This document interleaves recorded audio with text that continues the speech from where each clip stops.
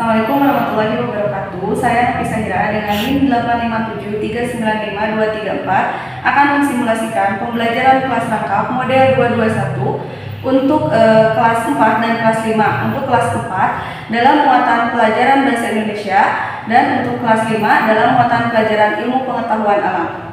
Assalamualaikum anak-anak. Apa kabar hari ini? Sehat ya, alhamdulillah. Nah, baik anak-anak, sebelum kita memulai pembelajaran hari ini, alangkah baiknya kita berdoa terlebih dahulu. Silakan pimpin doa. Nah, anak-anak, sebelumnya Ibu ingin bertanya dulu kepada kelas 4, apakah hari ini ada yang tidak hadir? Oh, hadir semua ya, baik, terima kasih. Nah, bagaimana untuk kelas 5, apakah hari ini ada yang tidak hadir? Oh, ada ya, Mira. Kenapa Mira?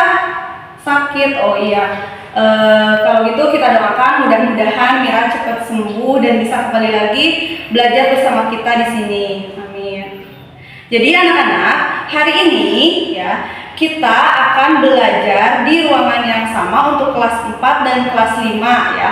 Untuk kelas 4 hari ini kita akan belajar bahasa Indonesia mengenai gagasan pokok dan gagasan pendukung. Sedangkan untuk kelas 5 hari ini kita akan belajar mata pelajaran ilmu pengetahuan alam mengenai alat gerak pada manusia dan hewan. Nah, baik, untuk sekarang Ibu akan ke kelas 4 dulu ya.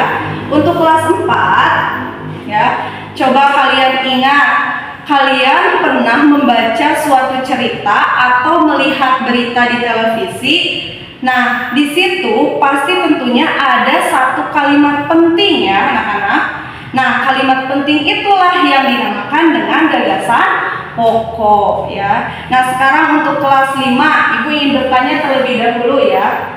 Apakah kalian pernah melihat kucing berlari atau bahkan kalian pernah berlari?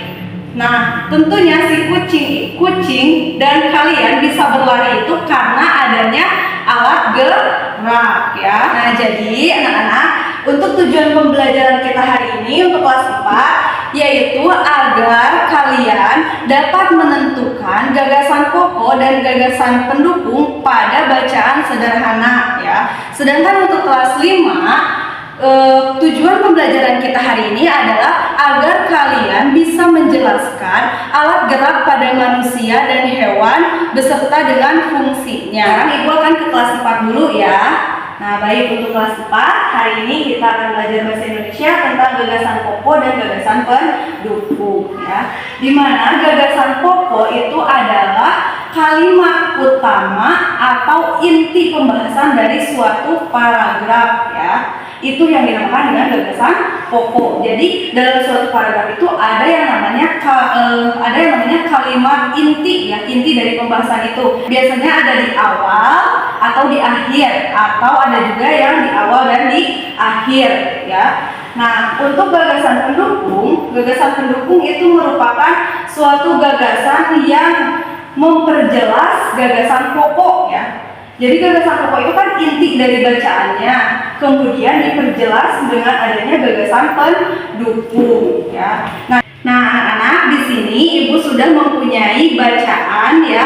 Nanti silakan kalian perhatikan dan kalian analisis mana yang termasuk gagasan pokok dan mana yang termasuk gagasan pendukung ya. Coba didengarkan dulu ya. Ibu akan membacakan surat bacaannya. Nah, di sini ada satu paragraf yang akan Ibu bacakan. Sepeda adalah alat transportasi yang ramah lingkungan. Sepeda tidak menghasilkan polusi karena tidak menggunakan bahan bakar. Selain itu, bersepeda juga baik untuk kesehatan tubuh. Dengan bersepeda secara rutin, tubuh akan lebih bugar dan kuat. Nah, siapa yang bisa menjawab mana yang termasuk gagasan pokoknya? Nah, baik. Ya, betul ya. Jadi yang termasuk gagasan pokoknya itu adalah sepeda adalah alat transportasi yang ramah lingkungan, di mana gagasan pokoknya atau kalimat intinya itu ada di awal paragraf ya. Dan untuk gagasan pendukungnya yaitu yang pertama, sepeda itu tidak menghasilkan polusi karena tidak menggunakan bahan bakar. Kemudian yang kedua, bersepeda juga baik untuk kesehatan tubuh. Dan yang ketiga, dengan bersepeda secara rutin, tubuh menjadi lebih bugar dan kuat ya. Dapat dimengerti, paham ya? kalian bisa membedakan mana yang namanya kalimat pendukung dan mana yang namanya kalimat utama atau gagasan pokok. Nah, sekarang silahkan kalian duduk berkelompok ya, buat 4 kelompok. Nah, di sini Ibu sudah memiliki bacaan dan silahkan kalian diskusikan dengan kelompoknya masing-masing. Tentukan mana yang termasuk gagasan pokoknya dan mana yang termasuk gagasan pendukungnya dalam bacaan yang akan Ibu bagikan ini ya. Nanti setelah kalian selesai berdiskusi, silakan kalian presentasikan ke depan satu kelompok ya. Nah, selagi Ibu menunggu kalian berdiskusi, Ibu akan ke kelas 5 dulu ya. Sekarang untuk kelas 5, seperti yang tadi sudah Ibu sampaikan, bahwa hari ini kalian akan belajar mengenai alat gerak pada manusia dan hewan. Di sini Ibu sudah menampilkan gambar alat gerak pada manusia dan hewan ya. Di sini untuk hewannya Ibu kasih contoh kerangka pada burung ya. Nah, di sini ada kerangka manusia ya. Nah, untuk kerangka manusia itu terdiri dari tulang-tulang utama seperti tengkorak, tulang belakang, tulang lengan dan tulang kaki dan lain-lain. Nah, untuk otot manusia itu misalnya ada otot bicep, tricep dan juga ada otot paha. Jadi ya, manusia itu bergerak karena adanya tulang dan otot yang saling bekerja sama. Nah, jadi tulang itu sebagai alat gerak pasif, sedangkan otot itu sebagai alat gerak aktif. Jadi ya, untuk menggerakkan manusia itu harus ada kerjasama antara otot dengan tulang ya. Tidak akan bisa bergerak jika tulang tanpa otot, sedangkan otot maupun otot tanpa tulang ya. Mereka saling bekerja sama agar manusia itu bisa bergerak ya. Nah, sedangkan untuk hewan di sini Ibu sudah menampilkan gambar ya, kerangka pada burung ya. Untuk hewan itu alat geraknya itu berbeda-beda disesuaikan dengan habitatnya ya. Nah, untuk burung nih di sini contohnya alat gerak pada burung itu apa? Coba ya kalian pikirkan, yang bisa bergerak dalam burung itu adalah ya sayapnya ya.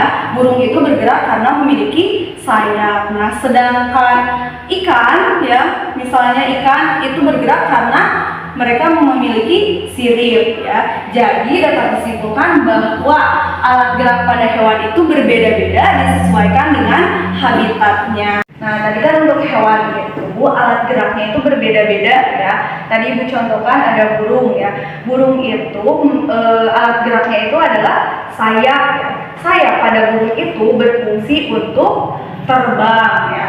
Sedangkan tadi Ibu contohkan juga ikan ya. Ikan itu alat geraknya itu adalah sirip ya. Siripnya itu berfungsi untuk berenang. Jadi alat gerak pada hewan itu berbeda-beda disesuaikan dengan cara hidupnya dan juga habitatnya ya. Kan tadi burung kan di udara ya hidupnya, sedangkan ikan itu di air ya.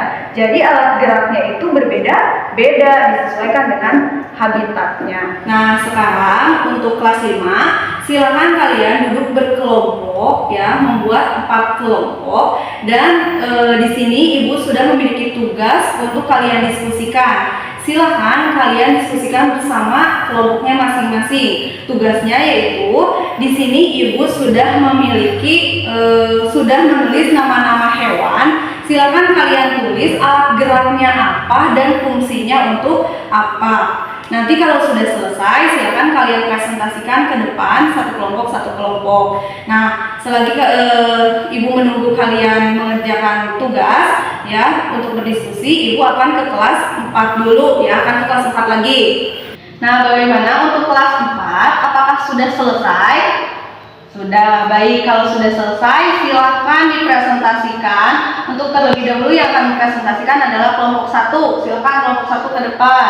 Nah, bagus ya, tadi kelompok 1 sudah mempresentasikan hasil diskusinya. Tadi yang mereka tentukan gagasan pokok dan gagasan pendukungnya sudah tepat. Artinya kelompok 1 sudah memahami yang namanya gagasan pokok dan gagasan pendukung. Tepuk tangan dulu. Nah, PR-nya sudah selesai ya, tadi dipresentasikan oleh seluruh kelompok dari kelompok 1 sampai dengan kelompok 4. Tadi semuanya sudah bisa dan sudah benar menentukan gagasan pokok dan gagasan pendukung dari bacaan yang udah Ibu kasih. Semuanya sudah bisa berarti ya menentukan mana yang namanya gagasan pokok dan mana yang namanya gagasan pendukung. Bagaimana untuk kelas 5? Apakah sudah selesai? Sudah, baik. Sekarang silakan kalian presentasikan satu kelompok ke depan ya. Bagus ya, tadi semuanya sudah ke depan, sudah mempresentasikan hasil diskusinya semua ya.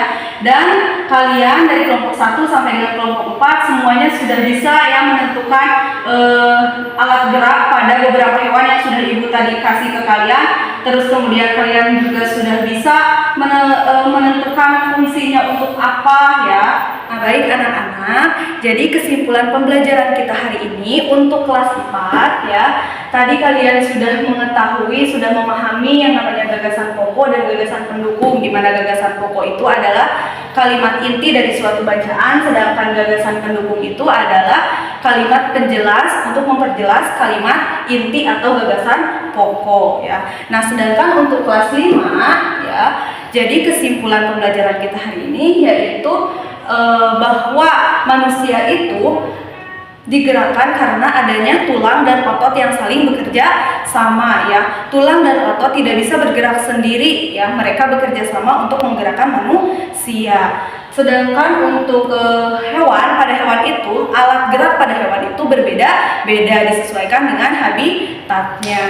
Nah, alat gerak juga dibedakan menjadi alat gerak aktif dan alat gerak pasif ya, di mana otot itu sebagai alat gerak aktif sedangkan tulang itu sebagai alat gerak pasif. Nah, sekarang untuk tugasnya kelas 4 silahkan kalian cari berita di koran, kemudian kalian tentukan mana gagasan pokoknya dan mana gagasan pendukungnya ya. Nah, sedangkan untuk kelas 5 ya, tugas kalian di rumah silakan kalian bikin atau buat kerangka hewan. Pilih terserah kalian mau hewan apa saja, kemudian kalian tentukan alat geraknya yang mana dan fungsinya untuk apa. Baik anak-anak, pembelajaran kita hari ini sudah selesai. Mudah-mudahan ilmu yang kalian dapat hari ini bermanfaat untuk kalian semua. Terima kasih, sampai berjumpa di minggu depan. Wassalamualaikum warahmatullahi wabarakatuh.